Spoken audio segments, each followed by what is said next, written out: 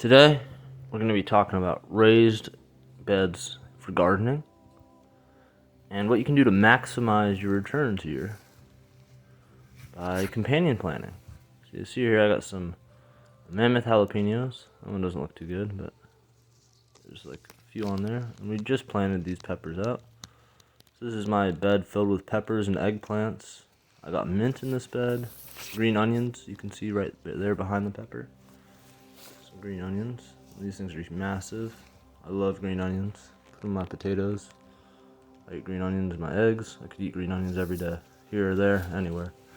Here's I think this is a spicy bell pepper, if I remember correctly. This one's starting to flower. And this is, I think we had Swiss chard under there. But this is all right next to each other. So I'm showing you how the canopy can work. Here's another habanero pepper. We got 3, 4 peppers, 5 peppers, all there in the same bed all together. Those two in the back are pretty new. And we got mint. So the mint I'm growing as a ground cover. This is to keep the weeds out and also just kind of keep everything covered.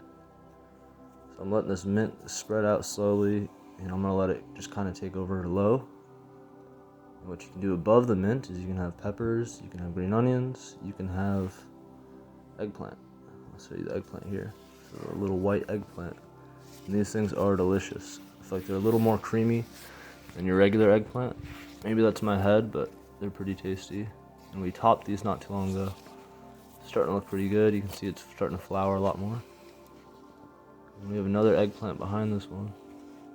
So I've got 5 peppers, 2 eggplant, mint, some Swiss chard coming up, and a green onion in this bed. I kind of just sprinkle the green onions everywhere. They're a good natural pesticide. If you have a few green onions in your garden beds, it'll deter a lot of critters and a lot of bugs too. So you see over here we got okra. This is pink okra. It's a really cool variety. We've got tomatoes, and under the tomatoes we're growing peas. So the peas fix the nitrogen. They can grow up the tomato cage. We got green onions there as a natural pesticide.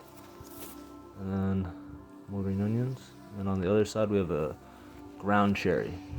So in this bed you can see we're maximizing our space again. We're not just growing one thing.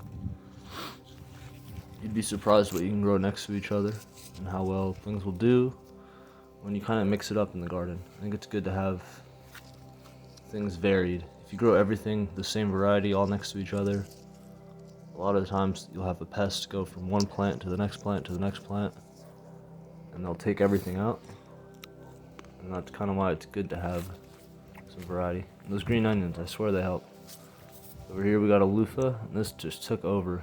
We got tomatoes, one variety, another variety of tomatoes. As you can see, those yellow ones are looking nice. We got another loofah, and boom, more green onions. So every bed's got a few green onions in it. And then you kind of just layer from there. Like this bed would have some more Swiss chard filling up on the other side. That's going to be like our low ground area crop. We'll have tomatoes above it, and then loofahs climbing up the cage. As you can see, if you're thinking about container gardening, definitely do some companion planting.